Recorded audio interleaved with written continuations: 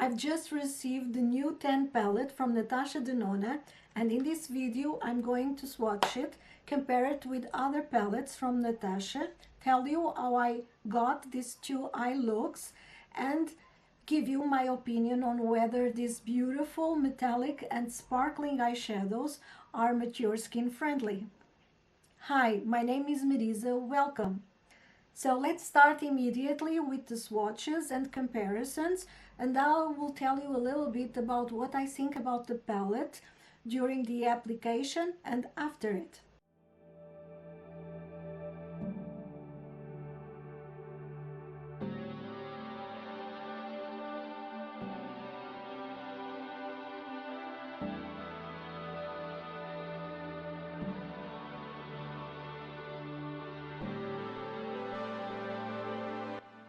I'm going to swatch the palette from left to right and top to bottom.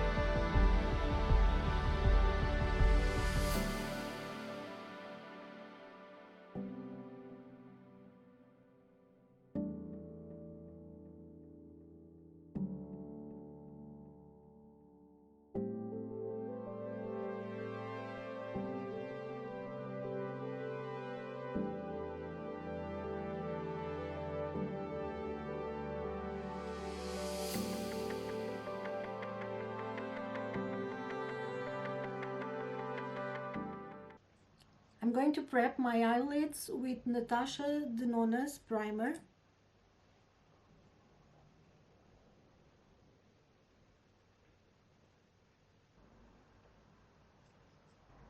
I'm not going to apply powder on top of it because supposedly is auto-setting. Natasha describes this palette as a collection of warm neutral eyeshadows with beachy tans, toasted browns, and luminous goldens and neutrals. It has 15 shades, one of which was used in a previous palette, the warm palette. All the other 14 are new. The palette has 17.75 grams or 0.62 ounces. It has a shelf life of 2 years and it's made in Italy.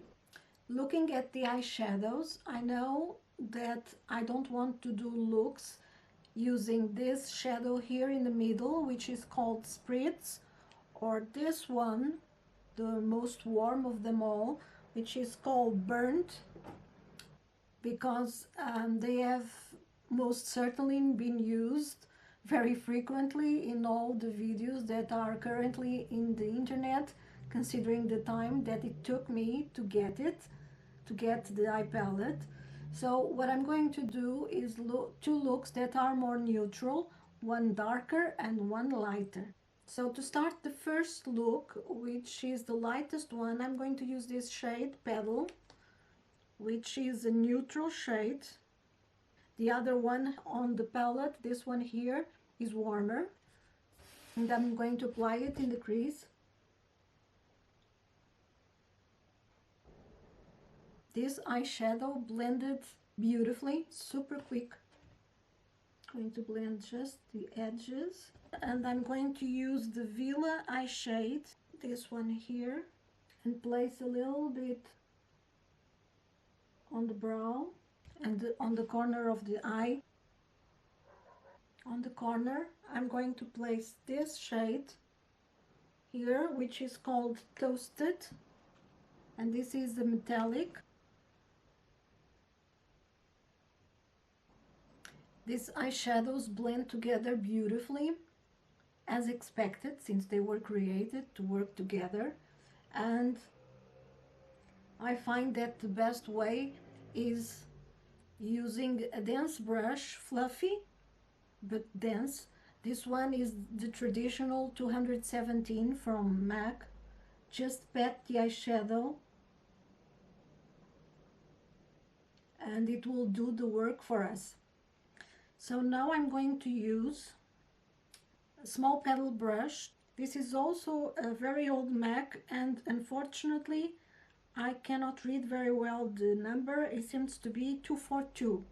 So I'm going to use this brush to place the shade Celeste, which is one of my favorites. And I'm going to apply here on the corner because I want a precise application, and I'm not sure I would be able to do it with my fingers.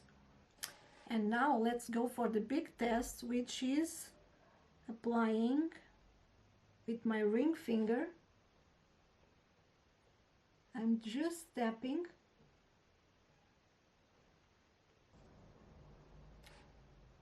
I hope you can see, even with my wrinkled eyelids, it's very beautiful. It's a neutral champagne, I would say. Actually, Natasha describes it as a metal gloss, light icy beige. So now, instead of tapping, I'm going to pass the finger to see how much I can ramp up the eyeshadow and the shine. And that's quite a lot. I have about 3 little dots, 3 little shimmery particles here below, but nothing major.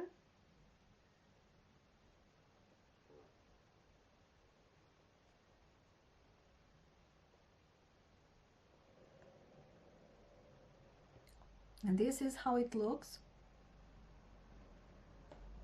I've done 2 passes with my finger, and I think this is the maximum that it gives. I hope you can see the shine. I'm going with the pencil brush, and I'm going to apply Paddle, the lightest matte shade, on the bottom eyelid. And now I'm going to use this Zoeva brush. This is a precision smudger 241, but I'm going to place all the brushes that I've used below on the description, and instead of boring you with during the video, I'm going to use this dark brown here, which is called Daydream, which is a metallic satin, and I'm going to use it next to the eyelashes.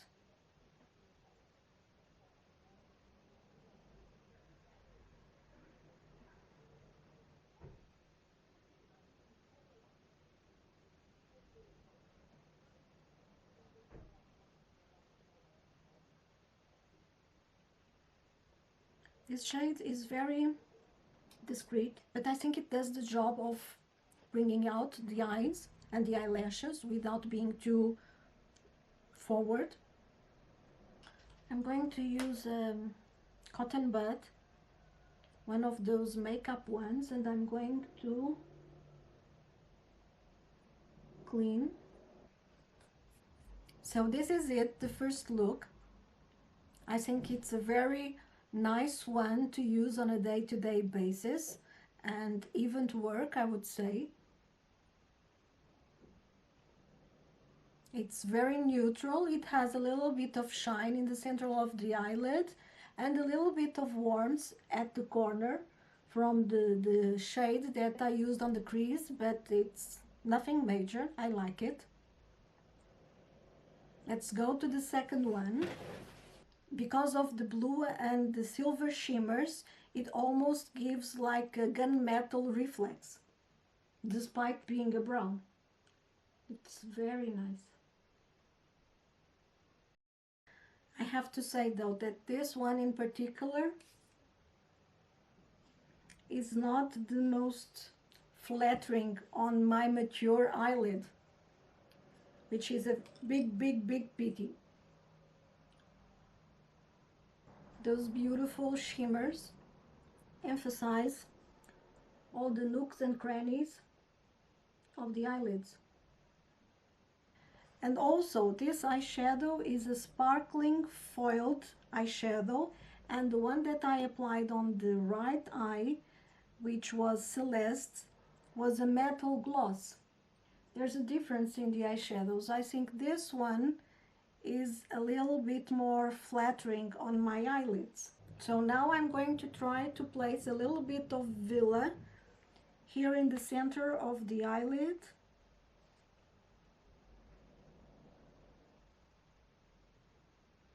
For this look, I'm going to use the darkest brown, this one called Deep, as a liner.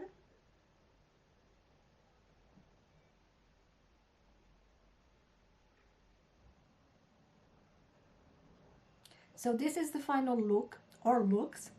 I've placed on my cheeks the blush from Kosas, Blush is Life, on the shade Euphoria, which looks like this. It's a cool mauve, but I've placed it so lightly that it just gives a slightly hint of color. On my lips I have the Lisa Eldridge lip pencil in 3C, and I have this Dior lipstick from those recently launched ones that come in this bullet, and this is in the shade On Stage 120, and it's like a pink beige or beige nude, something like that. So what do I think of this palette? Well, I think that is a nice to have, but not a must have. And it's not a must have because it's not a particularly original color story.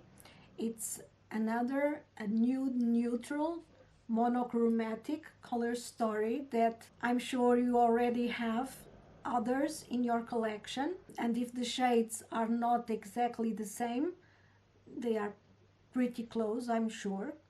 In fact, I bought it only for review purposes because I was also concerned that it was going to be too warm for me.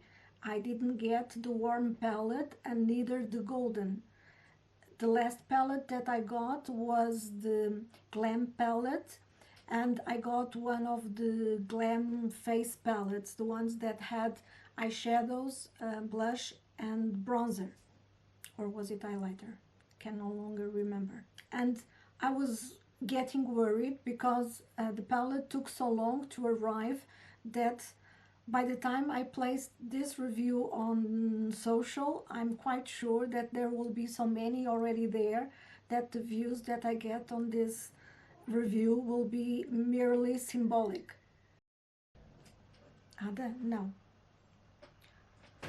Which for a content creator is always a little bit frustrating.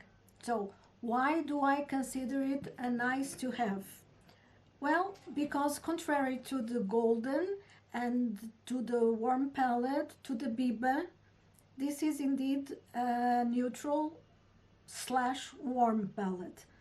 And I have a cool leaning on neutral undertone, and I think that I can use the eyeshadows, even that metallic orange one, the one that pops more, called Burnt, with the right background and browns to steady it.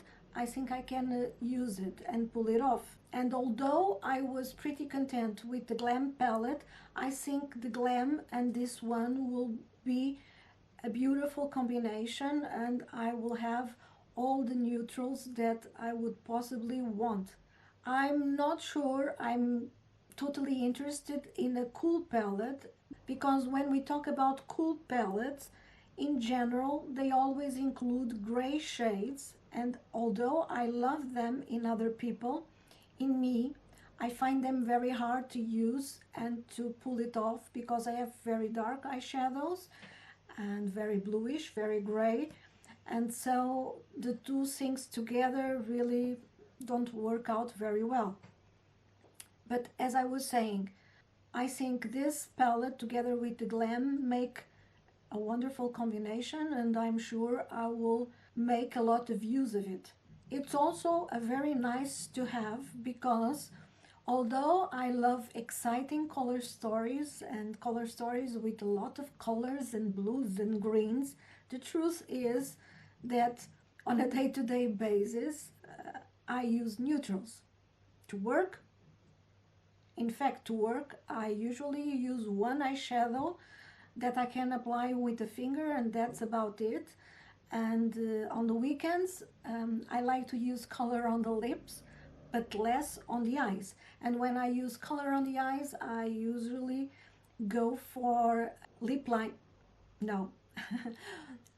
And when I want to use color on the eyes, I usually go for eyeliners. So yes, I'm definitely a neutral girl, a neutral eyeshadow palette wearer, although boring that may be. So when I review colorful palettes here on the YouTube channel, it's merely for reviewing purposes. I end up not using those palettes at all. Another point that I appreciate with Natasha Denona is that she continues to give us eyeshadow palettes, which I consider a much better value for money. We lately have seen Marc Jacobs with single eyeshadows, Violette FR also with single eyeshadows, and although they may have wonderful formulas and be beautiful on the eyes, the fact is they end up being much more expensive because you never get one only.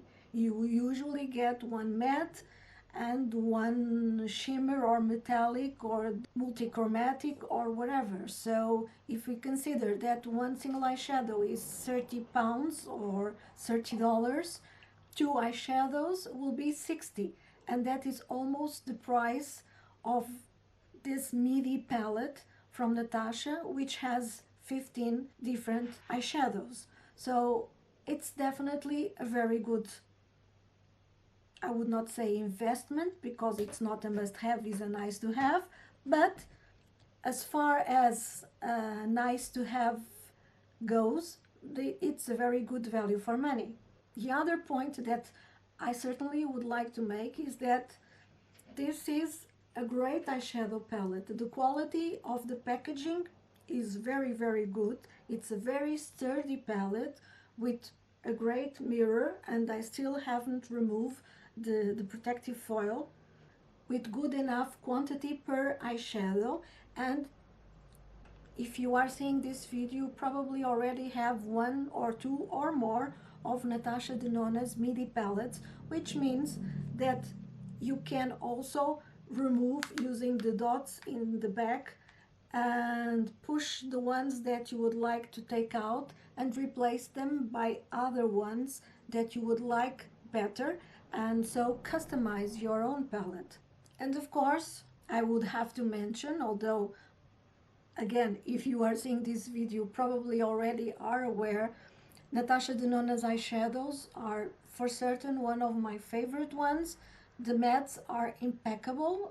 They don't give any work at all blending on the eyelids, even in eyelids like mine. The metallic, the sparkling foils, the metallics, the sparkling foils are beautiful. I appreciate Natasha's willingness to keep innovating and keep trying new formulas and improving and bringing out something new, something different. It's true that particularly the sparkling foil eyeshadows are not the most easy for mature eyelids like mine, which are very crinkly and folded. I went very heavy-handed with my application because I wanted to see how much shine and sparkle they would give. But I think that although they do not reduce all the texture that we have on the eyelids, I think that with the right application, and by that I mean using a good primer and applying a light layer just to have the shadow but not to its maximum potential, I think it will be enough to get a beautiful look and not to emphasize the texture that we have on the eyelids. And therefore, with the right application, I think these formulas are also okay for mature skin. But I would also like to hear from you. Do you like this palette? Would you like to get it? And if yes, are you going to get it now, or are you going to wait for some sales in the future? Please leave it below in the comments. I really would like to hear your opinion. And this is it, my short and sweet review of the tan palette from Natasha Denona. I hope you have enjoyed it and found it interesting at minimum. If you did, please give it a thumbs up and hype it. It would really help this channel to grow, as well as if you subscribe to it. I would really appreciate it, and thank you for that help. Thank you so much as well for the time that you have just spent with me, and until next time, bye.